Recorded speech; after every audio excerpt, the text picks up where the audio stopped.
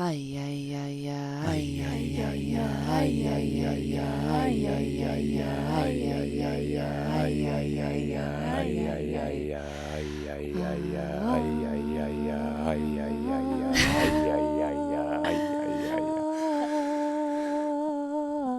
You're supposed to keep.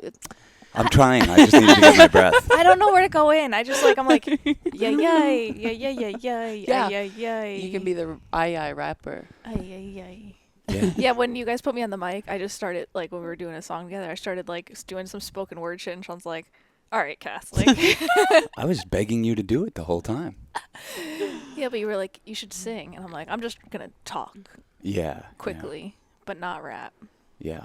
It's a lot of pressure having a microphone in your face. Even doing this. Like, Yeah. yeah, it's a lot of pressure. It's like, Pressing record. This is being recorded. What the fuck? What am I doing? Yeah. What are we doing? Yeah. And there is well-known magic with the record button. If you're recording any kind of video, gymnastics video, sports video, Stolen it's like magic, though. it's like a third body enters the room, and you have to deal with it. And I feel like you can feel it even when you don't know it. That's what I'm saying. Sometimes it's stolen magic. Luckily, we've been blessed with the films that when I don't feel like we get less magic when we turn on the camera. But there have been times where, like, I'll record something or record a moment, and, like, they don't even see me, and the energy just shifts when, you know. Absolutely. You're talking about when you secretly record porns of me and Mare? I mean, I don't think. Or the other times that she secretly records people. I mean, it's mostly that, but I don't think that you guys got awkward. I think it was good. No, I didn't know you were recording us, and I think, like, that's why when you showed me that video, I was like, this is so hot. I was like, there's not really a lot of videos out there like this. You know, not that this is going to be out there, but, like, you don't see videos like we'll this. See. You know, it's like people genuinely having sex for each other, and we didn't know we were being filmed. We didn't consent to it. You know I never do. So you guys gave me a blanket consent form ages ago. We do love it afterwards when we're like, whoa. We look fucking great. I know, and, like, there's been times where I've messed the money shot, and you're like, you didn't get the money shot. I'm like, okay, I'll do better next time. Oh, man. You can't blow the money shot. I know. There's only so many of those. So many a day. Yes. Yeah, secretly recording people. We've gotten so casual about that. Oh, yeah. Yeah. Yeah, I record my neighbors. I record people in public. Yeah. Yeah. It's our first instinct now when something's going down. Yeah. It's not to pull out the phone to call for help. It's to pull it out to film it. Yeah, I remember seeing that depicted in Black Mirror and being like, oh, this is dark. Mm-hmm. You know, everyone just, like, someone really needing help, and everyone's just like. Yeah. Yeah. Yeah, a lot of my favorite videos online are people being filmed who don't know they're being filmed. Oh, yeah. You know, just somebody dancing in the street or falling off a dog or whatever it is. Yeah, because you're sort of seeking that real thing, you know? Yeah. Something that you just, and, like, to witness is, I don't know, really fun to just witness a genuine moment, be a fly on the wall and that sort of stuff. Yeah. Yeah, we all have a little voyeur in us. Definitely. Yeah, and there's certain, like, things filmically that you can do that, like, triggers that little thing. Like Mare's saying, I love videos where it's like somebody filmed a group of people doing something really weird, but, like, they're just on the balcony of their apartment, like, filming down some fucking really weird situation going down. So, like, nobody's performing. Nobody knows they're being filmed. Nobody's angry about it. You just get to witness. Yeah. A very pure moment. Yeah. Yeah. Like in the stadium, in the stands. Yeah. Yeah. That's how I would make a documentary about your block here in the Lower East Side. Yeah. It would be so sweet to shoot the whole thing from, like, the second level, like, you know, just like a layer up, just like looking down. Yeah, I'd want to do plant it. Mics.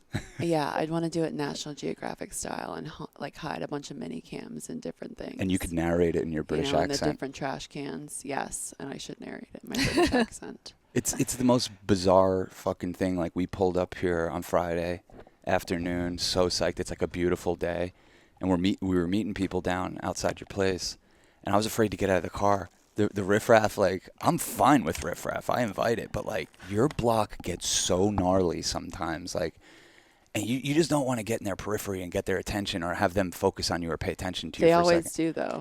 Well, you're a showstopper. You're very noticeable. You're a showstopper. But I was afraid to get out of the fucking car. And then meanwhile, there's, like, people out, like, dressed to the nines for brunch, like, 50 feet away. It's insane. It's totally bonkers. It's so stark. We're going bonkos. It's bonkos. And well, one of the most surprising things I think about it is that when you see people killed over, Yeah. you know what I'm talking about? Yeah, the where heroin it's stupor. it's just that the way, yeah, I thought it was heroin. My Mm. dog walker Carrie was like, no, that's not heroin. That's K2, K9. What's the Spice or K2. whatever. I think it's K2. Yeah. K9's a dog. Oh, I smoked some of that K9. But apparently the K2, I don't know what you would call it, keels people over. Mm. Ketosis is you. Wow. Wow. Yeah, you wouldn't have assumed it, but I think a lot of people are in zombie land through just legally accessible bodega drugs. But those are the craziest drugs. We Yeah, smoked it of course. once. Yeah, we smoked it. We smoked it a few times. You guys have different stories that like sometimes rattle me when I recollect them. In recollection, it rattles me. There's stuff I've done in my life that I'm like, why did I do that? But at the time, it felt like Cass was just like, I got this at the bodega. Like It had it's a like, little chihuahua on it, and I was it's like, like- they're selling like weed in the bodega. It's pretty much the equivalent of taking like one of those like male or like fat loss pills that you see in the counter, or like a hard exactly. dick But a little bit things. more consequential version of that because this thing made you feel fucking cracked out and crazy. Yeah, no, our friend still talks about how he like got lost and had a really hard time leaving our apartment that night. It's really crazy how different drugs have different centers of gravity in your body. Like, you know, like a lot of times you could see like a heroin person walking down the street and like they're like leaning back in a way that you're like, how is this even possible? You're standing up. And then there's certain drugs that like make you like want to go like that. I think of that as Yeah. alcohol, like kind of like where you're walking with Oh, your belly first. alcohol is the one that does that actually. Yeah. Yeah. Heroin is more of like a folding on, but yeah, alcohol for some reason it's just like pulling you back. Salvia, when you smoke salvia, like you're being pulled back by like the forces of the fucking universe. It's Yeah. like pulling you back and down. Yeah. Yeah, it's really crazy. Yeah. That's an interesting observation. Yeah, well, I mean, I've just seen enough people out there fucking rolling and a reeling, wheeling and a dealing. Yeah. That is a game I play, is who's on what drug out there. But I Yeah. don't think I get it right a lot.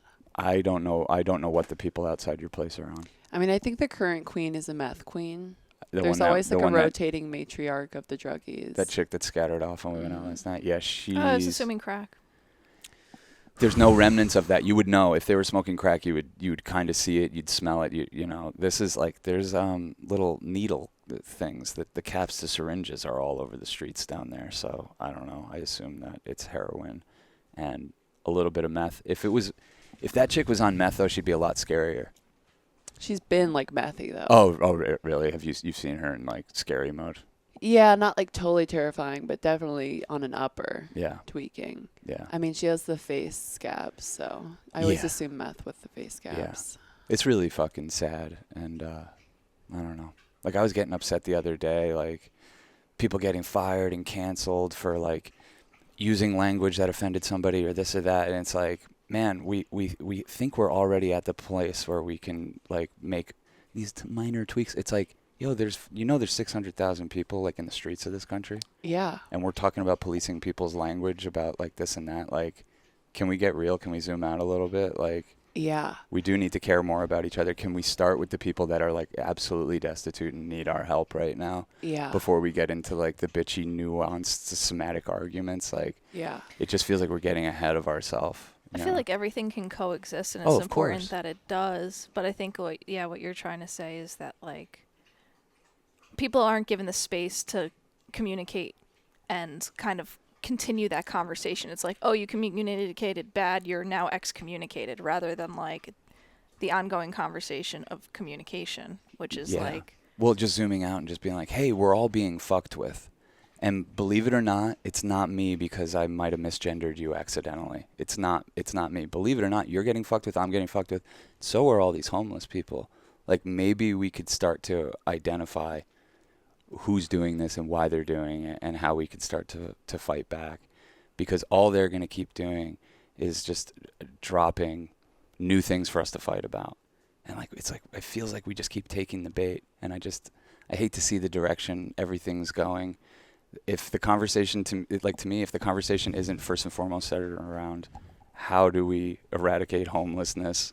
Like simple shit. Like how do we eradicate starvation and homelessness? How do we start helping people that are in the streets on drugs? How do we start dealing with our, like the things that actually offing people, not hurting their feelings, but they're dying. Like I feel like that's the shit we need to deal with first. Like, you know how I am. Like if things aren't clean, I can't do anything. Like to me, when I think about this country, I'm like, it's a mess, and it's the first thing that needs to be dealt with is homeless. Who the fuck are all those people? You know, how come we don't have a place for them to go? How come we're not offering them help? This is the richest country the world's ever known. Yeah. We can't throw them a bone. Yeah. What the fuck? Yeah. So it just feels like that very important conversation gets replaced with like all this other stuff that that's constantly forced down our throat. This like just this conflict about words. We're talking about words. So yeah, I don't know. That's a little rant. I haven't done one of those in a while. It didn't even sound good, but. Yeah, I mean it's all like connected in the criminalization of people and self-expression. The criminalization of survival. Yeah, and I don't know. I think right now it's like very concerning what's happening in different states and legally as far as when it comes to like people who change their gender and want to go express things differently. So I don't know. I think right now it's actually kind of yeah, it's all connected. The microaggressions are connected to the macroaggressions. You know, how we treat each other on a small level is affecting how people are moving in bigger ways in their life, right? So it is very important in that sense too. Yeah, I mean, you know, compassion is like multivalence and happening on the micro scale and the macro scale. Don't even think about it. I know it. You always want to be the star of the show. You're this. It's okay with me. He's the biggest camera slut I've ever met in my life. Oh, just God, don't show them your beauty. Just cover your balls. Just cover your balls. But I mean, I've been thinking a lot recently just about how difficult it is for people on the individual level, like even before the collective focus of stuff, to know, and I've talked about this before, but just to know where your power is most potent and to know where to put your energy and focus, because it's such a chaotic, fractured world and you're pulled in so many different directions, and you, in the great words of Bob Dylan, carry multitudes. So there are lots of different directions you could go in with your life and during the day and this month and this week that you would be great at and fulfill. But we have a system that blinds you to that. At every turn, it's trying to pull the wool over your eyes. So you think, like we were talking about the board game, the game of life yesterday, which you've never played. Yeah. It's ridiculous. Yeah. Your choices in this game are like, do you want to go straight to the workplace or go to college? Yeah. Do you want to, how many kids do you want to have? Yeah. Like the game of life, like just boxed in. Yeah. You don't realize you contain multitudes. And people fall in different scales of how good they are at focusing on really macro or micro things, right? Like some people are just geared towards doing more of the earth angel work, like our beautiful friend Sarah, who like holds down a lot of like physical earth person to person work. But there's also like, and you know, she's also doing that for a much bigger picture thing. But there's people that think that's pointless. I'm going to go move weight with more money or whatever it is. There's just like, you know, and they're all important. Yeah. And policing people's language is never going to be something I'm a proponent for. I'm always going to be telling people to grab thicker skin in a hellish world. But that's to me what breaks my heart. Yeah. It's like we're not preparing people for what reality and we're really distracting is. people. Yeah. And of course there's like, literally bigger, heavier issues. And the economy, I mean, it's all set up for you to fail, and the economy is trash. I do think sometimes like the homelessness thing also, and this is such devil's advocate bullshit, but at some level we could fix it all and there would still be homeless people, right? Because there's also a choice that there are lots of people would make in this life that like no attachment to anything. Mm-hmm. I'm actually just living for this second. Yeah. And sometimes I catch waves of like, not jealousy, but like, I know what you're saying. You know what I mean? Like there's a level of freedom to it. Damn. And that's like a lot of people will talk about heroin making people better musicians, and I really do believe like it's not that drug, it's the level that you get to of fucklessness, of I don't care about this ego and this reality and connection to beyond Saturn and Neptune and primordial chaos that makes you a better musician. And it just so happens that those people are doing stuff like heroin. You know, but it's a mind state. It's a place where like the Grateful Dead, you are somebody who knows you're fully dead already. Yeah. Yeah. So you don't have like these qualms or stick-ups about Mm. how you should be acting and living. And so I don't know. There's a lot of freedom, I think, to a lot of the chaos that we see that we deem as somebody that needs a lot more organization as like very horrible. But there's also just like a wide range of how people, I don't know, want to be living. Well, yeah, and, Right. and that's a part of like the compassion I'm talking about too. Is like just realize like, hey, this is just there's a lot going on here, and you don't know what people's reality tunnel is. Like, how could you fucking make choices or you know have opinions about how different people want to go through this journey or have to? It's like so interesting because words are so powerful, and so the fight around language and words is like actually really important, and I think it can be done in a way that's like off-putting, but like if someone won't acknowledge you shifting your gender, then they don't acknowledge who you are, and then they take away a part of your humanity and your human If you let them. expression. No, Which but you're they then they're acknowledging that gender is a crucial part of who you are, though. It's a little bit of a cyclical argument, but like, yeah, language is really important, and how we use language is important. Yeah. There's always going to be, you think there's ever not going to be mean people? No, You think there's ever going to be like, no. Even if everyone was provided for, and there's always going to be everybody- meanies, right? There's going to be somebody calling you fit and ugly and and the it's- wrong gender. I don't and- think they're bad people either. I think that you just can't like, and this is the fucked up thing about like, I hate to even use this word, cancel culture, is like just making somebody into their lowest moment. We know that there's people out there that are just like not great human beings, Donald Trump type of like, you know what I mean? We know that. We know there's people out there that are disgusting, but like holding someone to their lowest moment and not allowing them to make money or grow or be recognized in any way it's like that's not the direction we should be heading right now. Yeah. And I love that people are exploring individuality, because I think that's the next wave of stuff. That's what we're here to do. Hell yeah. And like group is so important, and being seen is like kind of the whole point of being here. So I totally understand like all of the emotional stuff that comes with it. But I guess it feels like the goal would be to not need things from other people.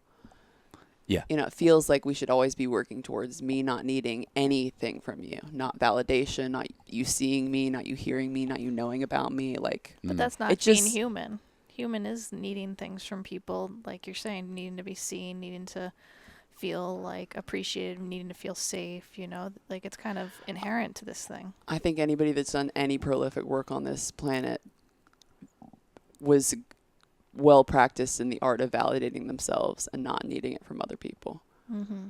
I think it's Yeah. just another level of Yeah. the game where you start making stuff like, you know. Well, that's when you're really off to the races. Yeah. When you really don't need anything It's not just- from anyone. Yeah. And you could put it out But when there. you guys meet a person who doesn't need anything from anyone, you let me know. Oh, no. Well, yeah, they'd be dead, right? They'd But- be like, I did my work here. And you're more on like the proponent of being a little more codependent in life and stuff. It's just, it's safer emotionally if you need less from people, I guess, is my side of the For sure. argument, you know? For sure. That's definitely the safer thing. I think is what most men are in training to do, whether they know it or not. Well, and that's like, I keep coming back, that's the art. Like, you believing yourself is the art. Like, the less that you need other people, the more people are going to be like, whoa, what are they doing? Yeah. Oh, You know, it's a absolutely. whole vibe. It's a whole Yeah. thing. Yeah. That's a magic trick. Totally. No, yeah, self-sufficiency is definitely like very attractive, and independence, and in sourcing light, because you don't want Right. to go around being like, I need my sun, I need to find the sun, Right. because then you're always going to like gauge your own brightness on how close you are to this sun, or Totally. whatever That's- you deem That's as a the great sun. way of putting what you're saying. Is like, try to. You can outsource stuff, but your own light, like your light, shouldn't be reliant. No, because I'm fucking guilty of that all the goddamn time. You know what I mean? No, we all are, but it's when you kind of get to this place like Mare's talking about, where you recognize the insourcing and the power of your own light, you're not going to look for it, or you're going to understand when someone else is being your sun, and you're not going to like mourn the loss of that sun, because you're just like, that's just one sun in this constellation of many stars, but really the star that I need to feed and build, like, recognize is the one that's going this way. Yeah. And I think the people that like continue to evolve as artists are good at like, I'm going to shine my light and I'm going to be the sun, and then I'm going to get all of the reflection back, the moon, and I'm going to have that inform who I am instead of have that just like destroy, they're like destroy me, or have that change me, or let it change me, or whatever it is. But there's obviously like that like innate reaction too that you have to like deal with once you shine. It's always like two-folded, I think. Oh yeah. Right. Like the negativity and the positivity. That's what it is to shine. Yeah, you're like, shit, the moons around me are a little dark.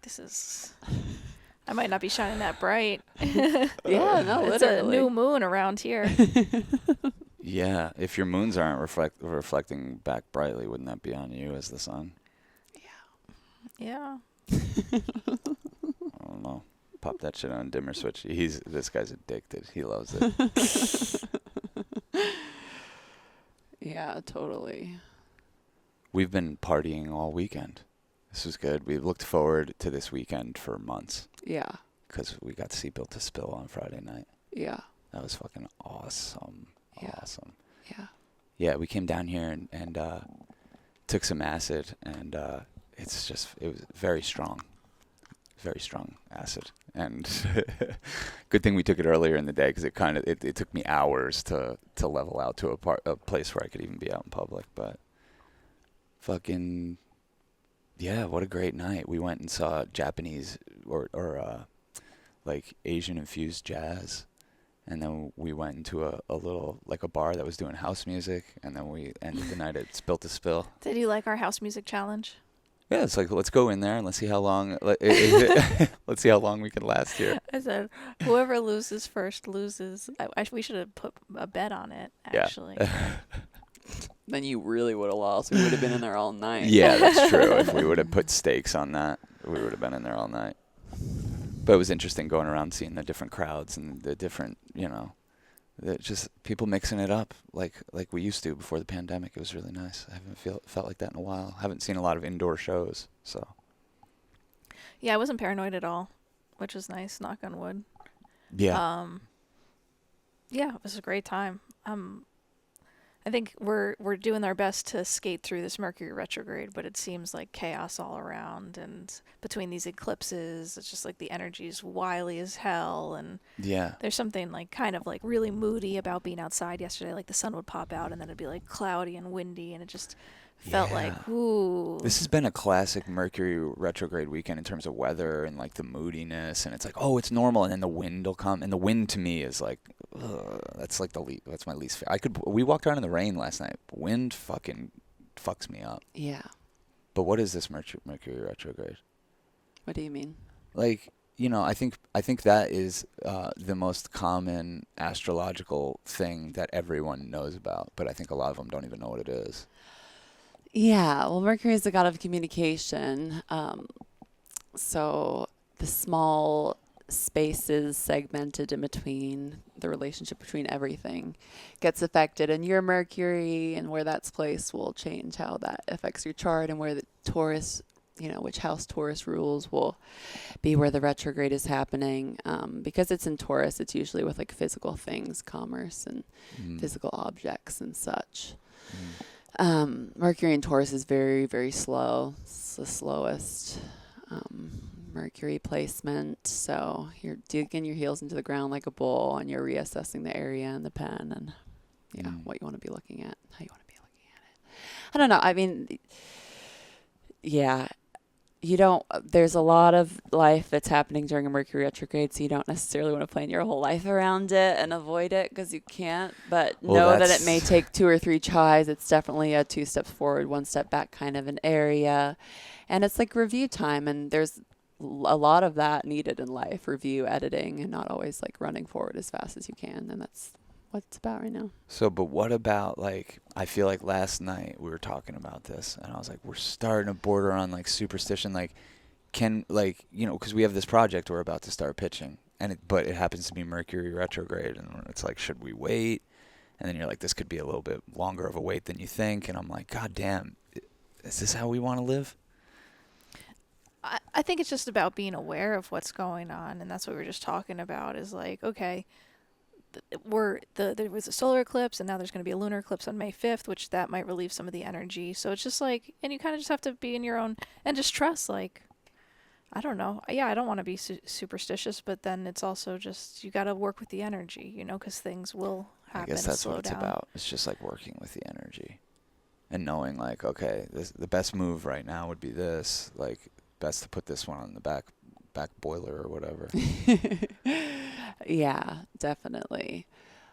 Knowing when to roll your dice. Yeah, it's always a balance of like pronoid and paranoia, and Mm-hmm. knowing the astrology will express itself and trying to have will over where that's channeled, Yeah.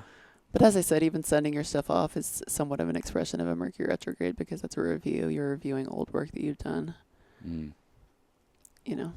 Yeah. And it's not to say, oh, you can't move forward with shooting right now, but expect if you move forward with shooting, it would happen the way that you expect it to happen, which would be, you'd have one thing after another that would not work out, just like everybody around us. With travel plans with your mother and laundry with me, and like let every single angle of physical structure in my life. It was like, nope. And for me, it's very typical, and it's always pretty physical with me, which is interesting because I have Mercury actually in an air sign. But like I spill stuff, like it becomes like that, very small, minute. Oh yeah, like this fucking little like we couldn't get our light source for the podcast to work, so I don't know if this is bright enough, but like it's just dumb shit like that. Dumb shit. Yeah. Yeah. That's why I was like, maybe it doesn't apply to something bigger like this project getting bought. Like, I don't know, maybe them opening a corrupt file might be part of the Mercury retrograde, but them passing on a project that's dope. I don't think of that in that realm. Definitely. Yeah, being on the phone with my mom yesterday, she was like having a breakdown after like getting trapped and held hostage in Canada because they like just coming back from France wouldn't let her out of the airport and whatever, and then having to rebook and just when you're jet lagged and everything, it was just crazy. But it made me more think about how kind of where our future is headed when it comes to how people are going to be allowed to move within space. Like what restaurant, we're kind of seeing, and you've always kind of expressed this to me, like we're seeing what it's like when we have to give up like all privacy, and that's when we travel via plane, and we've kind of normalized it. But it's going to just happen more and more as technology can kind of, say who you are and what happens on your phone and kind of go into every crevice for our safety. So it's like, oh, in order to go to this restaurant, we need to, know your digital currency or your digital profile. What vaccines you've had. And I think, it can kind of get a little oppressive of an energy and kind of feel like a dystopian future that I'm kind of starting to get the feeling that like, okay, now especially in airports, it's like you can't, and on the phone or any customer service, you can't really access people as much. So they're just going to use AI to take over jobs. But what that's going to lead is that you're going to just get kind of caught on the wrong side of that line at times where you actually need someone to help you move something. And then you kind of like hit a glitch in the system where there's no out. Like we're going to get like in these digital prisons, it feels like. We already are. Yeah. We built them. We consented to all this. That like to me, that's the sad part. And it's always we're consenting when we're fearful. Yeah. Yeah. I don't get frustrated at the airport with the authority for some reason. Yeah, you're so anti-authoritarian. It's kind of weird that you're. Yeah, I don't. I think it's just because I've been doing it since I was a baby. And Mare's used to it. We were traveling in a time before that even existed. Yeah, exactly. I'm like, this is set up so you have to buy expensive water. That's it. It has nothing to do with your safety.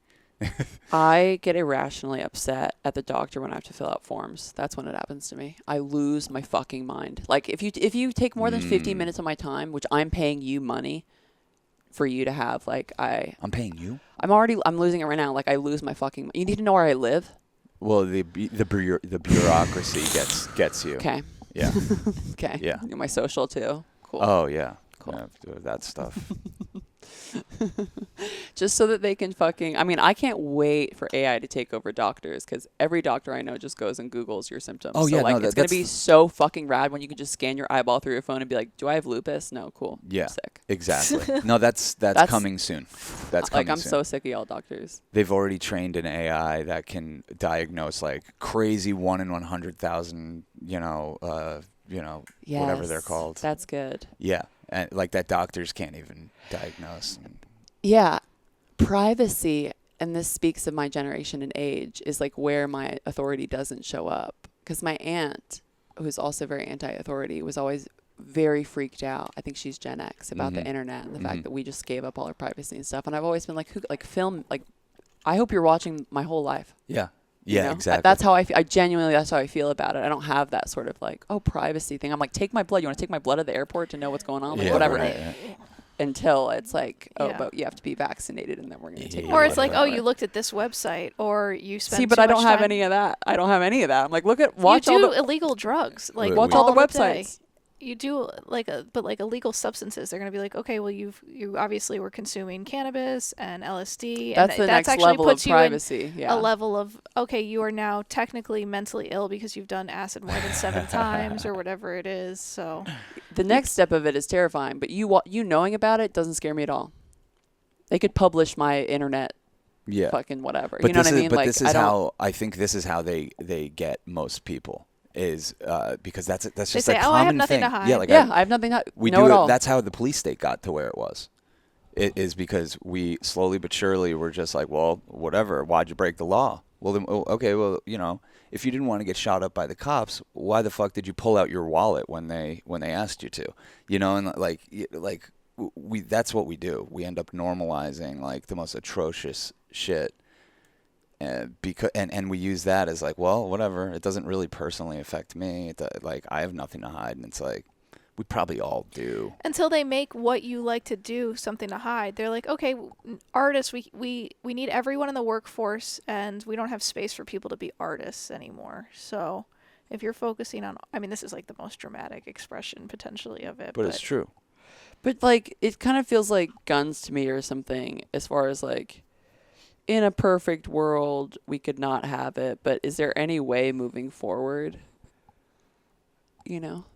that we could Have guns and eradicate it? eradicate guns? No, but like private, like, is there a way we could get back privacy now? Is what I'm saying. You know what I mean? Like, we started this talking about how I film people in the street, like everybody's filming each other. It's not just the government. We've all completely psychically we've given up privacy. Yes. You can't Yeah, lie to people right. anymore. This is not like just a physical issue. This is like Yeah. we just gave it up.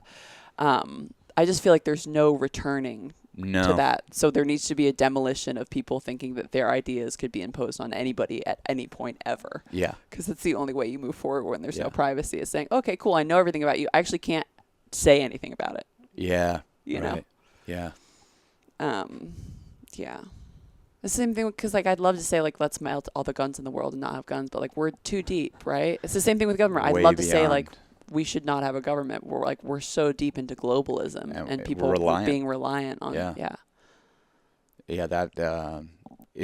That's when you like, I don't know. That's when we start to have like very real conversations. I'm like, thank God we didn't have kids.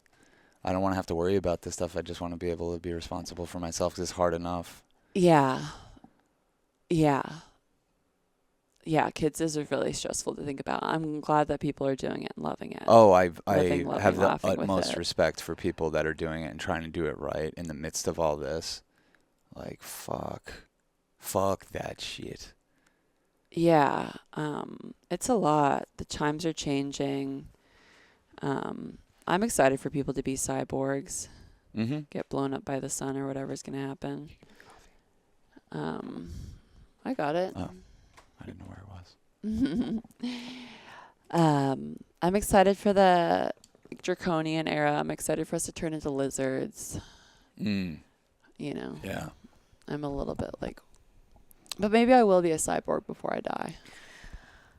Yeah, we just got to get hip to it. That we're like, evolution's happening faster. Yeah. And I think that's the gender stuff, is like what we're all Yeah. on a freaking spectrum of like to say like you have to stay on one side of this line or express yourself in a certain way is, I don't know, it's crazy because I don't know, we're just now such more fluid people, and our masculinity and femininity is like kind of been fun to unpack, and what expresses where. And we were talking about, I don't know, just different ways in which we like, you can see people, you're like, I see. And I think it's always been this way, where it's like, people have always been kind of more than just like the archetypical man or woman, Yeah. we're wild creatures who are having like this wild, weird expression of humanity, I guess.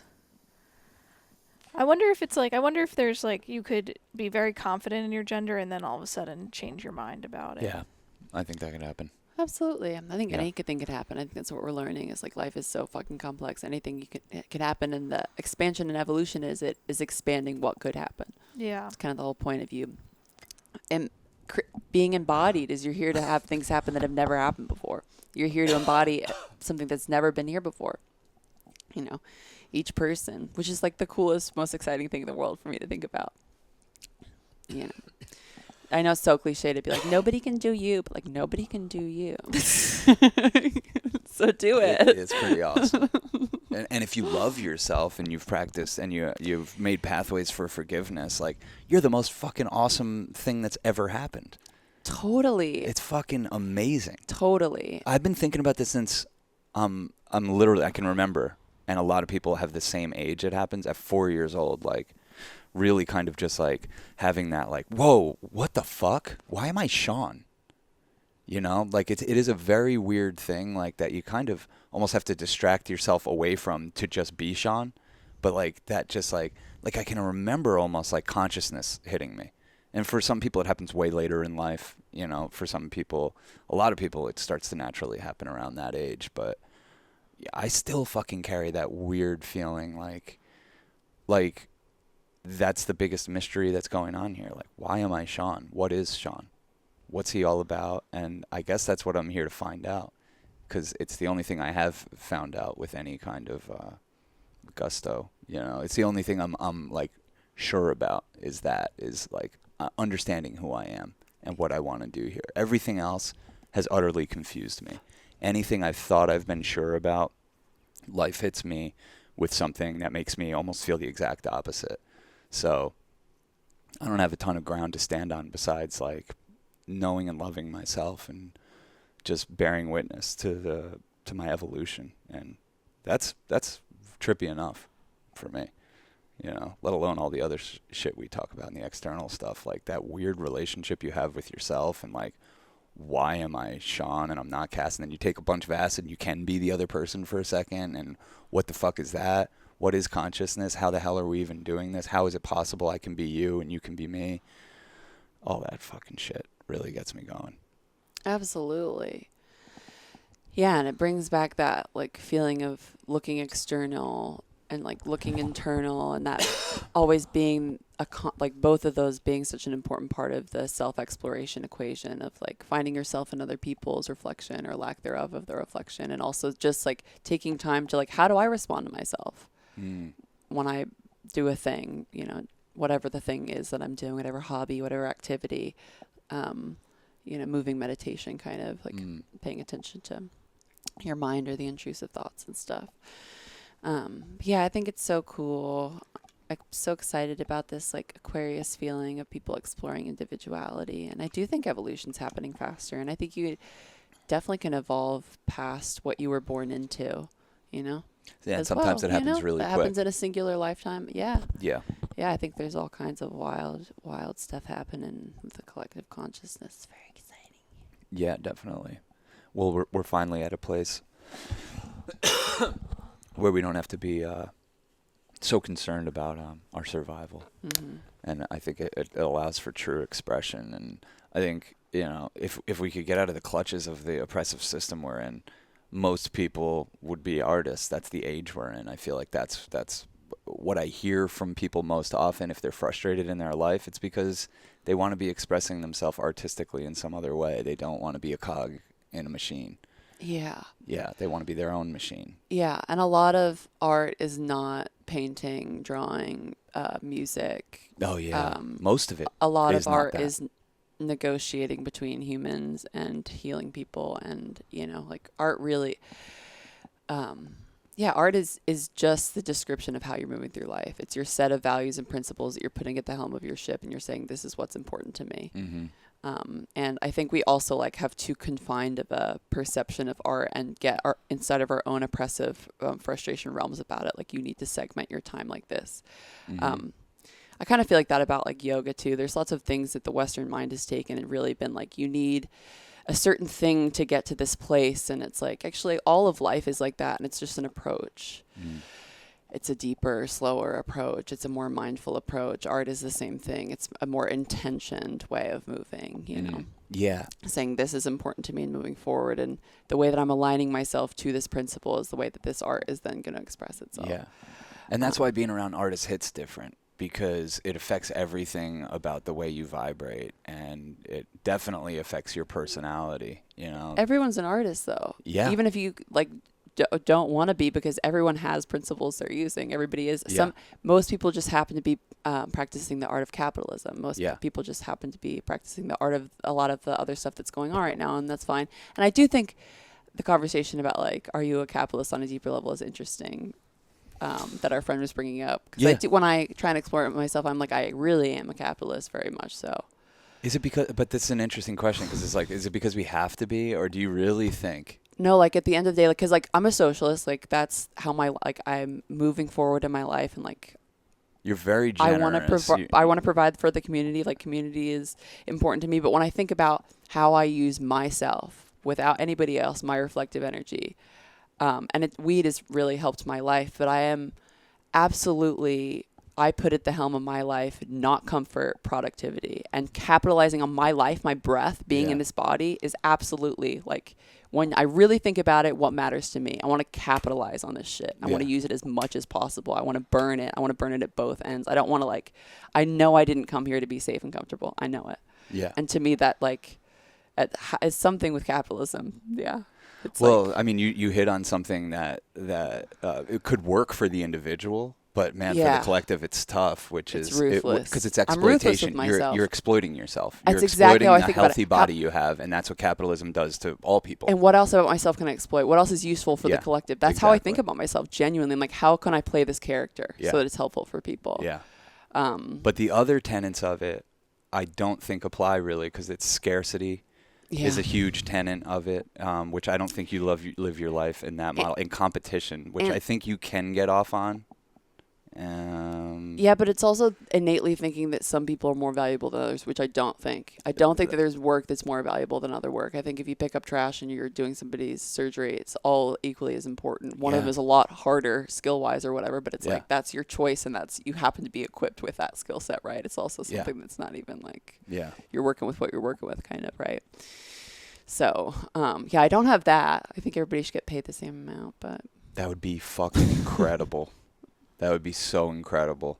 That's just a good litmus test when you say some stuff like that, to see who reacts. Like, hey, it's never gonna happen, but your reaction just said a lot about who you are and that you need to feel better than people or whatever. Like, yeah.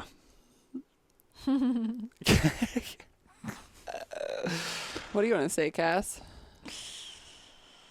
I love you guys. Are you a capitalist?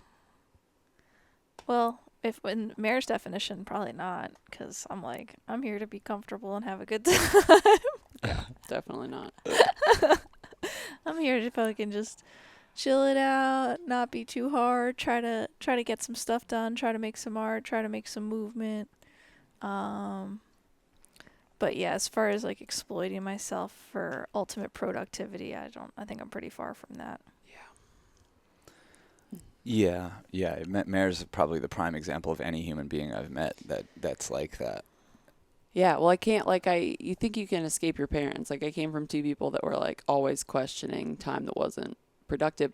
And it's funny because, like, I think I'm very detached from them, but, like, at the deepest levels of me, that is who I am, too. I don't want to watch TV. You're right. Like, when I think about my life and how it goes, like, I would be fucking mortified to reel back my life, and it was me on the couch, you know? Yeah. Oh.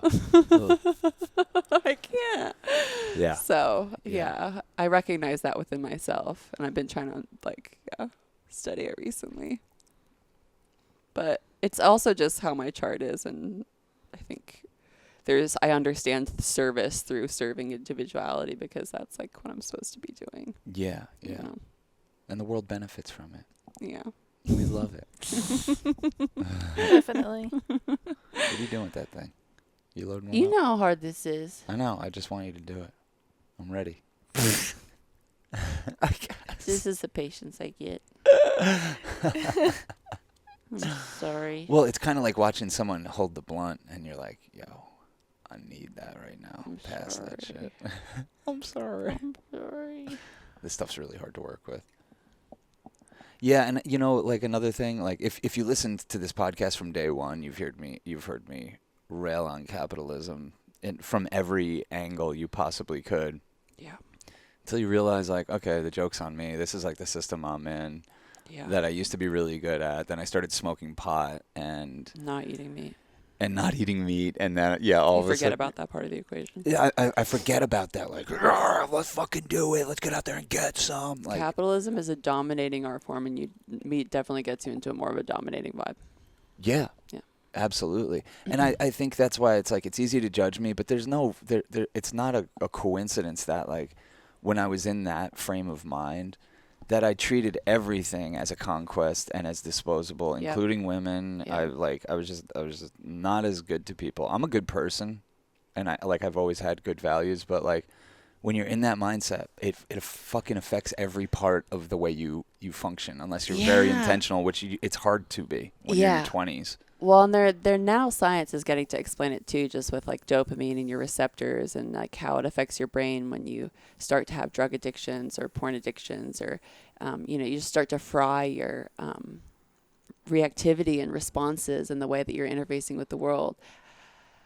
Because that phrase, how you do one thing is how you do everything, is very untrue on a certain level of understanding, but it's true on this level of understanding that it's sort of, you're kind of approaching stuff in a similar way.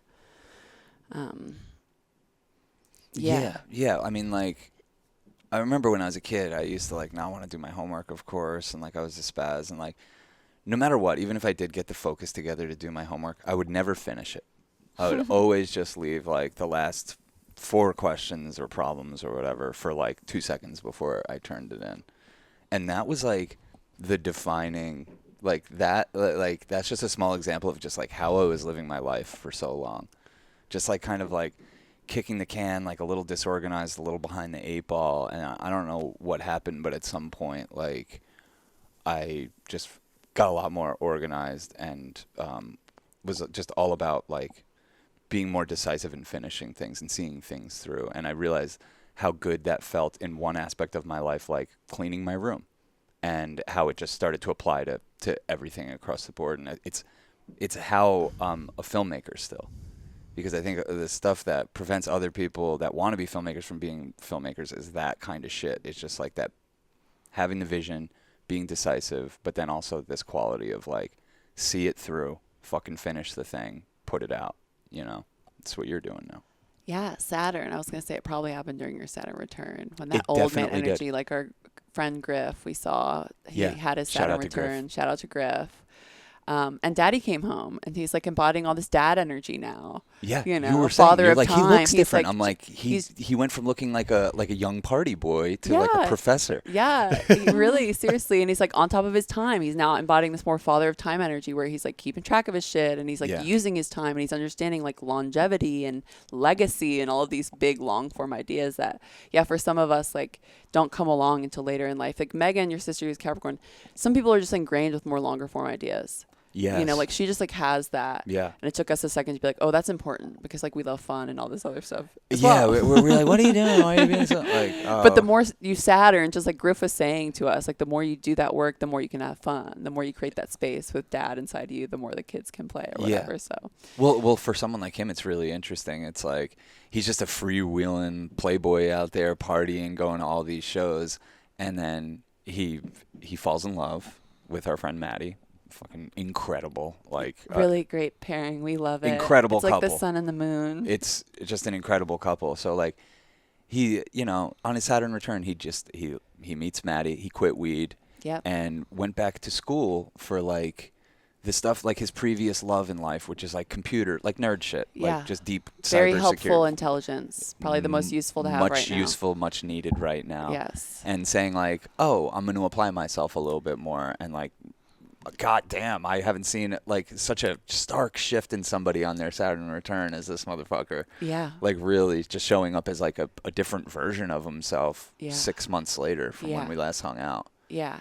And Ma- all these things changed. yeah, Maddie just started hers.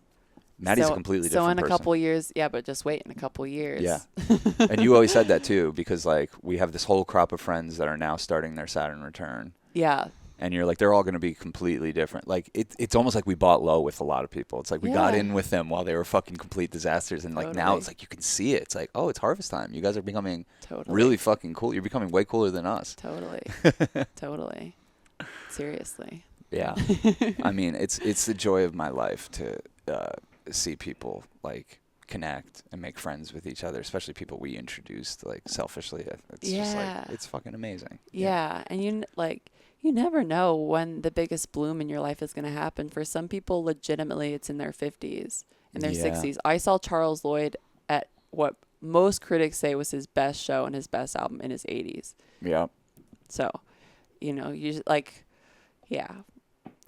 Age is it really is a number thing. The more they hang out with people like youth and age and these different archetypes and people moving through so many different phases within lifetime and looking different and feeling different. And oh my God, there's so much capacity within a singular body and In a lifetime. in a life. Yeah. To Yeah. change up your stuff. And I'm glad I have a lot of examples of that around me. Like my aunt went back to school in her 40s to be a nurse. And I think that was inspiring. And I have some other That's people very in my life inspiring. that did some shifts, but a lot of times, yeah, it's during your Saturn return when you turn 30 and you start to figure out who the fuck do I want to be. Well, I What think do I want to be doing? getting into this thing where it's like life is an ongoing process of becoming. There's not like, oh, I hit 30 and I did this thing and now I'm on the other side of who I am and now I'm just going to coast on being this thing.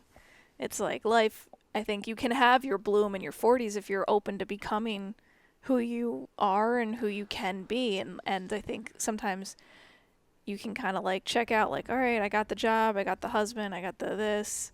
And then you forget that it's like, but you're a moving ball of energy that isn't stagnant. So to treat yourself like a stagnant energy is going to get you out of alignment, because if you're not always flowing with your balance and your inputs and your outputs and your where the wind is taking you, you're going to kind of start to build yourself into a prison, unfortunately.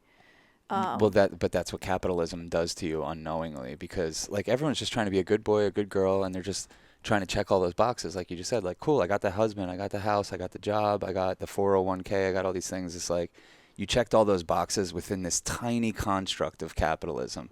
There's a whole fucking world of other things and other ways to fulfill yourself in life. And I think especially now at my age, when I'm seeing a lot of my friends in their 40s, like, yeah, I already crushed it. I got the career I wanted. I got the wife I wanted. I got the kids. I got the house. I got all this stuff. Why aren't I happy? Why isn't this translating to happiness? I thought that was the promise of the American dream. If I did all these things, it would equal happiness. But I think what really, if you think about the American dream, it's the pursuit of happiness. It's not going to guarantee you happiness. It's going to guarantee you, not guarantee you, but allow you for the pursuit of happiness. And to me, that's a much bigger thing than like, cool, I did all the things. Now, no, it's like, no, that's on you. That's on you. And if that shit didn't work out for you, you got to make a change. And yeah, like it's crazy the people I've seen in my life that like go back to school in their 40s or 50s or 60s. Like I already at 41 feel way past that age. Like I can't imagine doing that. Like, all right, it's time to start from scratch. I guess I'll switch it up and like. Well, I don't know, but you're someone who talks about wanting to do a yoga training, so it doesn't That's have to true. look in like such a traditional way. It's like we're there's so much. You couldn't read every book in one lifetime. There's like an infinite Yeah. amount of stuff that you could focus your energy on and increase your skill and your capacity, even if it's like emotional intelligence, even if it's how to relate to your partner or how to relate in relationships or how you want to express yourself as efficiently as possible without being off-putting or whatever it is, dancing with the tiger, as you'd say. Yeah. You gonna fight the tiger? Or you gonna dance with the tiger? I just want to keep getting better at the things I know that I love doing, which is making music and making movies and doing these podcasts and stuff. But I definitely would love to add like yoga master to that, all that. Like I do like that idea of like thinking like, hey, maybe I'll start running marathons like in my 50s or something. Like maybe I'll put this body I'll really start to test it in some ways. That's one way of doing it. And I feel like, again, that just creates more real estate in your life for other things. Like when I started doing yoga, I had never done it before, and I got really into it and just started challenging myself and pushing my bodies, which then allowed me to push myself in other areas of my life that I think I had gotten a little stagnant and comfortable in. And Right. Well, talk Yeah. about like you being the son. Like we are drug addicts, but like some of our drugs we can insource and we can activate through challenges and rewards. yeah, So by learning a new skill and getting good at something, you're activating dopamine. So you're getting these rush of chemicals. So it's like it's part of the diet of like a happy, healthy, fulfilling life is what we're talking about, I guess, right? Yeah, and also it's a lot of that is like building up masculine energy. yeah, You know, you're once right. you get into deeper conversations with your body and you are practicing the art of pushing through, it's, or maybe not even masculine energy, just discipline. And then it's like, yeah, kind of like we were talking about earlier, like how you do one thing is how you do everything. Then you're more disciplined in every other area. Yeah, exactly. It's sick. It's know? all cross training. It's sick. Yeah, yoga teacher training was the biggest thing in my life, not because of the physicality of it, because I was already professionally dancing at the time, but that's when I started singing, because we did chanting, like 30-minute chanting, 40-minute No way. chanting. Yeah. That's what started it? hmm What the fuck? Yeah, I did this 9-month teacher training with like these Indian monks and stuff in Colorado. It was the best shit. So, but before that, like, you would, like, sing along with songs and stuff, but, like, Yeah. you hadn't, like, really... I mean, I was on like Garage Band at like 9 when they came out with that shit Oh, on Mac shit. in my room, like doing Yeah. stuff, you know, and always like sing, but like I had a lot of blockages in my throat, like was very quiet. I was really quiet growing up. A lot of women You would have be that. surprised. A lot of women have throat chakra Yeah. blockages, and it leads to thyroid issues. And once I stopped, being bulimic or whatever, then I really started to.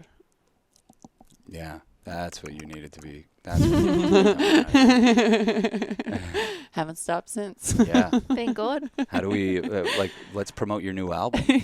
And I don't want people to get confused because Mare did drop a new album 2 weeks ago. And this is another one. Insanity. Yeah.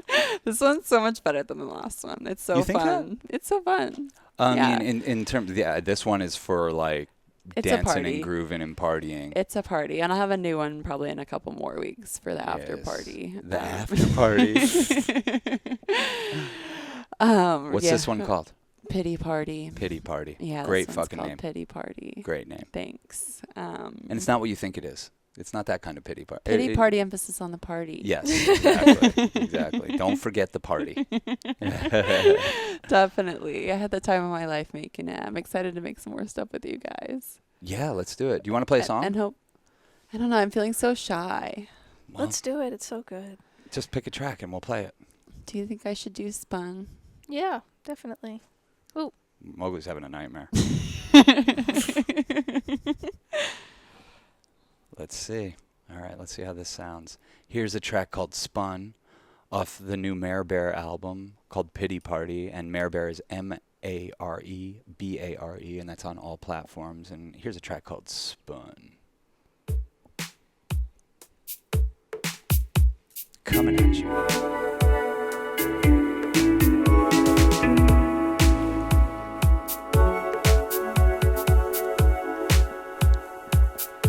Have we been having fun, or am I just really fun?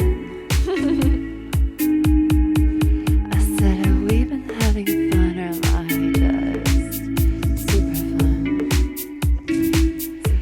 Super fucking fun.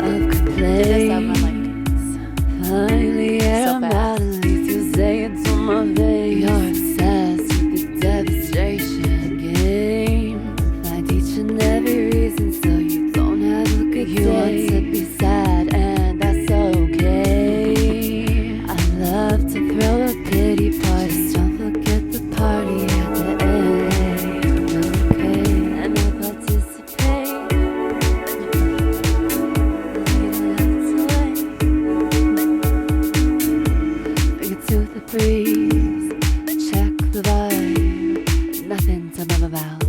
You know I stay high, you don't wanna leave, and I know why, 'cause I know how to sky cry.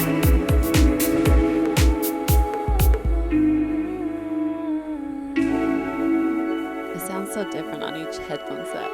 Sounds great. Fucking great on headphones. Yeah. We've only heard this on the JBL. Having spun, overthinking, oversifting, questioning all that we had done. You had me spun, spinning backwards, the webs that we had weaved previously had me wondering what have we done.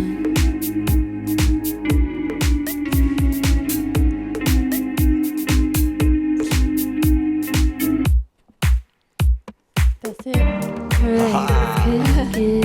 Hell yeah. Search never. That was just a little tease. It's just one of the, how many tracks we have on here? 8 songs. Yeah. That was incredible. I love how it sounds in headphones too. I love this Thanks. album. I love your music. Yeah. Thanks for sharing it with us. Thanks. That was like half fun, half embarrassing, and I loved it. Well, now that's the music video for this. Yeah. We're gonna clip that and just put it out. No. I wish I was less nervous. That's fun. I've never done that before. That's nerve-wracking. I'm Yeah. glad we forced you to do that. Yeah. But I this is the first piece of work musically I've made that like the more I listen to it, the more I like it. So it's Oh, weird. really? It's like the first time in my life I've ever really made myself proud. Yeah, like Mm. there's something I'm just like, this is really fun. I And think that's my favorite one you've done so far. Yeah, the whole time that I made it, like I was just having fun. That's all. And that was Yeah. my only barometer. I was like, is this fun or not? For That's every it. track, for every performance. It comes across. It Yeah. definitely comes across. What was the musical factor? Those drums, finding that AI drum machine, like what inspired?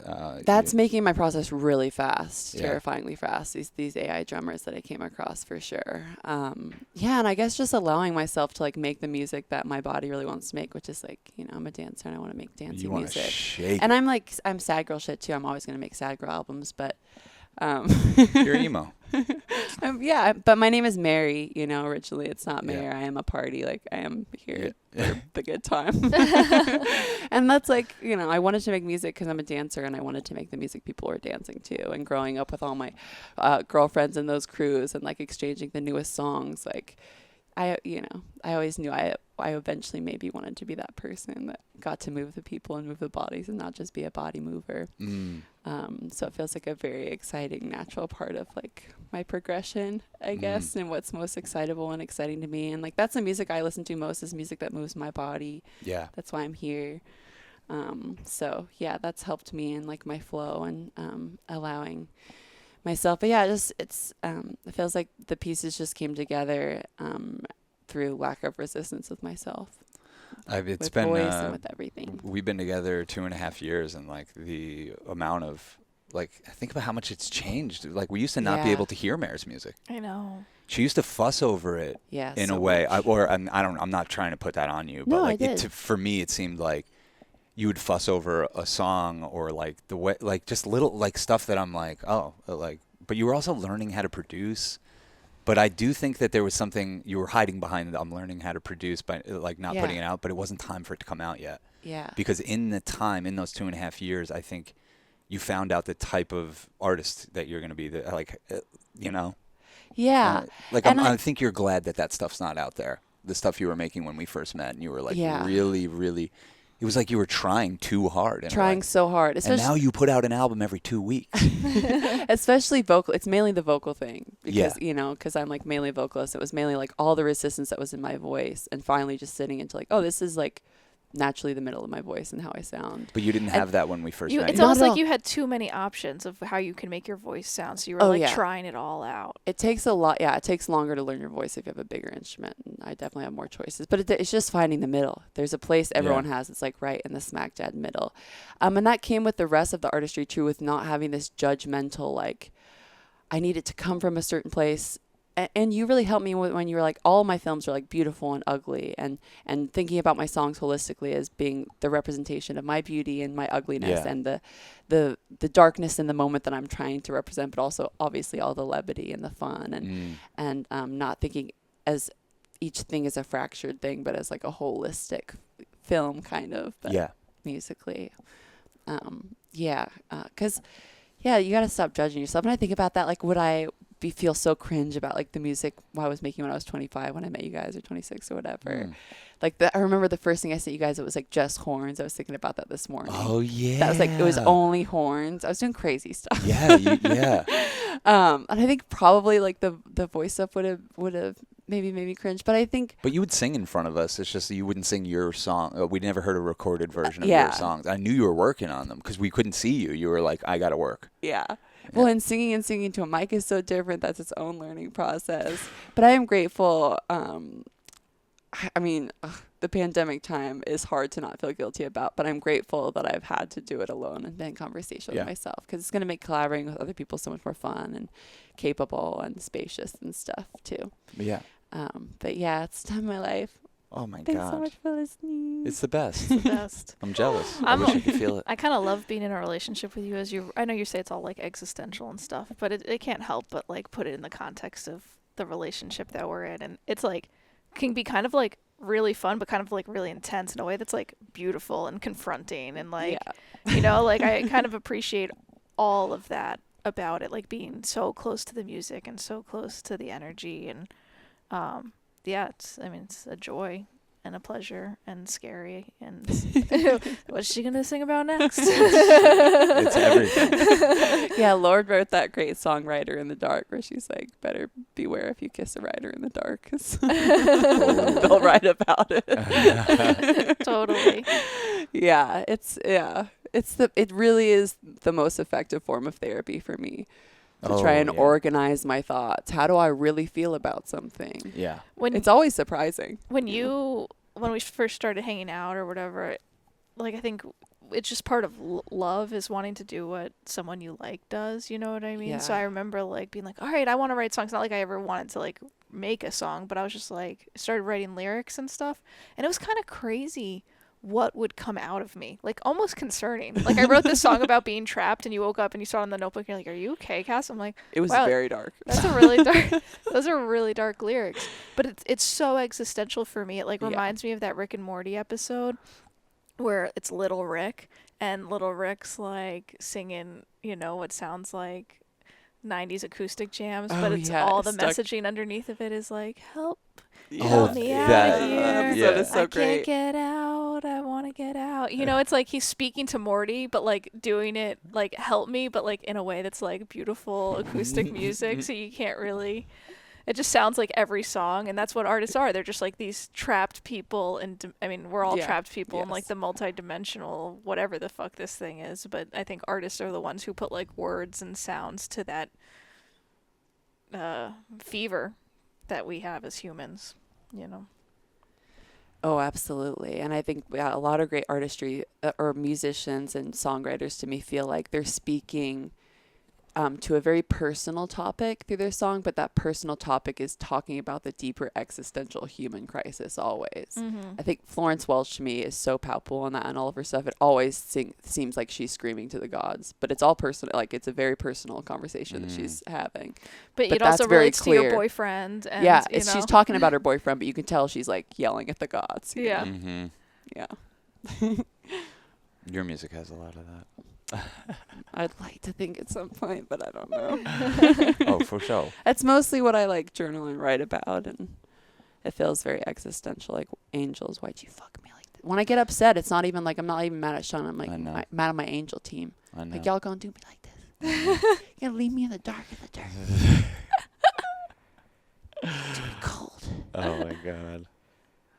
That's been a huge part of the flow for recording too, is just knowing that like there's always going to be these weird tech snafus, and for me not getting existential about it is what keeps the rubber on the road and not dying on molehills, because I was really fragile in the recording process, feeling like if stuff wasn't working out, because I can be paranoid about if it feels like I'm swimming upstream, like, oh, I'm not supposed to be doing this. The gods don't want this to be happening.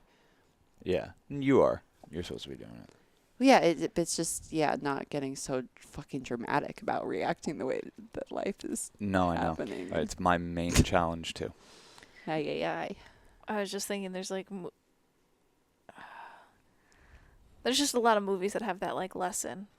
And I was thinking of one in particular. It's not Groundhog Day, but they're just kind of like the beauty of life when you flow with it. Oh, it's Planes, Trains, and Automobiles. Oh yeah. You know, Oh, that's the yeah. example of like the classic movie that has like the message underneath it that's like kind of about dancing with life. Like you can fight it and hold on tight and be And like, all your no, my judgments. everything got canceled, and you can just have a miserable time, or you can trust and just look for the best Is it ready? turn around the It's corner. gonna be right. It's gonna buzz up. Yeah, I mean that's like what your mom was going through the past 48 hours as a planes, trains, and automobiles situation, Yeah. testing her faith and patience, and Yeah. yeah, it feels like with public transport, it's a lot of that meditation, just trying to go with the flow And trusting who you meet. Like I think there's also that like too.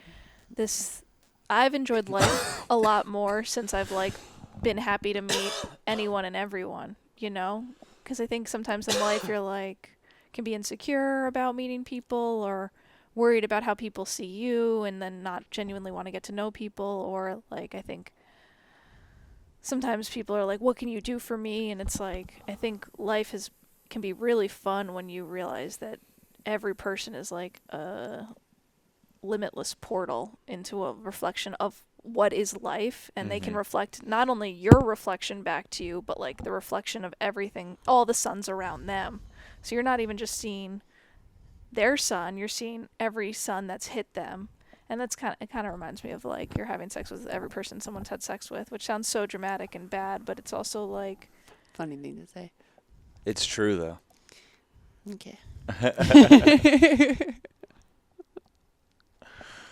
I don't know why I said that. I really don't. I don't know why I said that. Because it just felt like the tangible example of it. And I really feel the more as I age that just the non-randomness of all the interactions that you have in life, in buses, and when you're in New York, you really get that magic, that networking magic, and you feel it here. Like we had a friend come, who was adopted magical human being, but was rolling around the city having the time of her life, and took mushrooms, had kind of like a weird performance, and was having a hard time out on the streets of New York. And some random person came up to her when she was, I think, entering the subway station, and hugged her and said, I was adopted too, and I know you're feeling really alone. And apparently in that moment, that was like the deepest crisis that she was having, was just like feeling really alone and triggered by like her adoption story and stuff. And stuff like that in New York happens all the time. Oh yeah. I mean, probably more than anywhere in this country at least. Yeah, and obviously, when you're in a more populated area, it's going to happen, and it feels more like that. But like who you sit next to on the train, and it's all magical. And if you're open to it, there's obviously something to get from everybody in any situation, even if it's not maybe like super enjoyable and it's crazy or whatever. It's And really you guys are the best at that I've really known. Like you are so open to the magic. Your father, I think, is the start of that momentum. Yeah, He's yeah, like yeah. one of the most open to the in between magic people I've ever met in my life. Yeah. All like what what could it bring? What could this person bring? Yeah. He's really believes in that. I think I've told this story on here, but I'm going to tell it again. I had my kindergarten teacher from London, England, when I was 4. I was on the same bus as her at 13 in Sydney, Australia, in a public bus, and she Yeah. sat across from me. Crazy. So it's just, the non-randomness has been apparent in my life. You never know. You never know who you're going to meet. No, or what your purpose is with that person. So Yeah. I feel like all this leads to you just like having like slowing down a little bit. I think that's what we're talking about. If you slow down a little bit, there's a lot of magic going on. And the movie Ferris Bueller's Day Off is all about that. That's what I was thinking about too. Yeah, exactly. That's what our movie Wild Magic is meant to be. Yeah, totally. It's to show you all that stuff that's going on that you might be trained not to see for self-protection reasons, but like we can kind of do this, like fuck it, let's have the conversation with the person next to us on the bus. Let's talk to that fucking weirdo who was ranting about something outside Walgreens. Like, well, I can pretty much guarantee that every person I meet is more interesting than me. You know what I mean? And that's like, and that's kind of like my baseline, being like a little comfortable bear who's like, it's like, it's what keeps us curious and not on some high horse like, oh yeah, we're the coolest, most interesting people out there. In fact, we go out there with the opposite type of mentality. Yeah. And when you do, you start to just magnetize and be able to see it, and doesn't, like, for us, like, we're trying to film this stuff, but we mainly just live it. Yeah. This is how we travel. It's what we do. It's how we know everyone we know. So, yeah, it's a powerful thing to kind of take that vibration that's like, it's a very like wispy thing in our culture, and to try to like really solidify and amplify it. I think that's what we're trying to do. Some movies have been able to do it. Waking Life. Signs did it.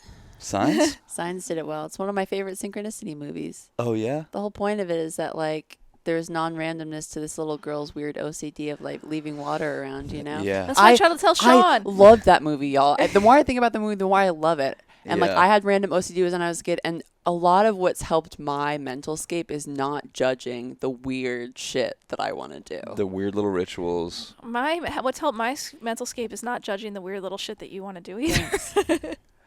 It's true. That's really, I know we're being silly, but it is Yeah, true. same with you and with me. You know, it's like Yeah. it works in a relational way. Like Yeah. you're like, who am I to know whether these glasses of water are ultimately meant to be Yeah. everywhere? Yeah, exactly. Your set of judgments don't apply. If Mare doesn't have those set of judgments for herself, what business do we have applying those set of judgments to her? And that's actually practicing compassion. I think we're all like these very funny creatures, and we can spend time judging and being fearful and trying, or we can spend enjoying and appreciating. It kind of just feels like the balance of the love-hate spectrum. You know, just like, all right, you're gonna love the moment or you're gonna hate the moment. The choice is yours. Yeah, You know, this is the moment you're in. You're gonna love it or you're gonna hate it. I don't know. When you're judging the moment, you're being a hater, and it might be a very, very subtle vibration that you're judging it on, but you know you are, and you are being a hater. It might not be like fully fucking out and about like flamboyant hatred, but like it's pulling you away from the present moment, which is magical. Yeah, and you can look at the present moment, be like, I need to do something in this moment, but you're doing it out of love, not hate. Like, I want to improve this situation because I love the situation with my effort and energy and showing up as, like, we do as humans. You can keep it on the tracks. As she goes completely off the tracks. I think Cass got secondhand dabbed. Yeah, definitely. Secondhand dabba. Well, this was a fucking pleasure. I don't know how long we've been doing it because I don't have my glasses on. Hour 18. Ooh, that's pretty nice. That's a solid amount of totally free content. Just an offering from us. Don't judge it. But if you do like it, if it's a positive judgment, you do like it, there's a lot more on patreon.com/churchofchill. Patreon is one of the best sites ever invented. I've been around since day one of the internet, and Patreon is Gen X. at least for right now yeah. one of Total the Gen the Xer. fucking coolest websites ever invented. And it's our Patreon is pay what you will, pay what you want, and there's a whole bunch of bonus content, tons of music mixes, and our Discord community. That's how you get access to our Discord community. We just made new friends off the Discord yesterday. Shout out to Kellyanne and Michael. Oh, yeah. Fucking awesome. Yeah. Oh my God, I meeting feel people. the beginning of summer where we all come out of our cave and meet each other and celebrate life and, go into parks. And We it's just- wanted yesterday. We wanted this weekend to be summer so bad, and I got Mare wore so hyped. I wore a tube top yesterday. Yeah. You barely wore anything the night before. It was cold. It was like straight up like a cold spring day, and like I had hyped you for so long. I'm like, this is gonna be the best. That's all he said to me was how nice it was going It's to gonna be. be so beautiful. He likes to set expectations high. I had my bear jacket on all weekend. With a tube top under it. Yeah. Yeah, all business out front, but down beneath, nothing but a party. Oh my God. Talk about a money shot. Good golly, Miss Molly. But we are gonna show you off this summer. First nice day. First nice day, if you get a text from us and you happen to be in New York City or whatever, Yeah. you should come meet up because we're going to put Mare in something really sexy. And Cass, you were fucking extraordinarily Yeah. sexy yesterday too. And it didn't completely go to waste, but Make sure to listen to Mare's music too. Links are in below. Thanks Yeah, for links hanging below. out. This is really fun. Thanks for And hanging you out. guys are gonna post more on the TikTok, and you're gonna do more shorts. Yeah, absolutely. Uh-huh. It really helps when people like and comment. Yeah, It really does. I hate to fucking be that guy, but smash the like, smash the comments. Yeah, let them know what you like about it or what you want to see more of. Yeah. Yeah, I would love more shorts from Wooks. Oh, I want to You do know? that. I think almost every scene in Wooks could be a short. I know, So. it really is that way. Yeah, it is cool. People, it is really helpful. Let us know what you want to see more of, or if you have any Definitely. questions, because like, and I'll do this more formally on the Patreon. But like, I'll say, hey, what questions do you have, and we could just answer them on the podcast or whatever. Yeah. That could be fun, and just anything people want. Like Cass made a website of all the artist playlists. Yeah. I've made on Spotify, so there's a website, veryape.tv/playlists, and you could go through and like. If you want to do a deep dive on any of the artists that I have, you can see like some awesome songs. And like people were reaching out and be like, hey, can you do a deep dive on this band or this thing or this genre? And like that really helps me. Yeah. So I love that shit. But besides that, just fucking live your life. Enjoy yourself. Yeah, it's Taurus season. Serve Venus. Serve your body. It's all about love. Be the the sun. senses. Be the fucking sun. Be the fucking sun. Peace, love, and magic, y'all.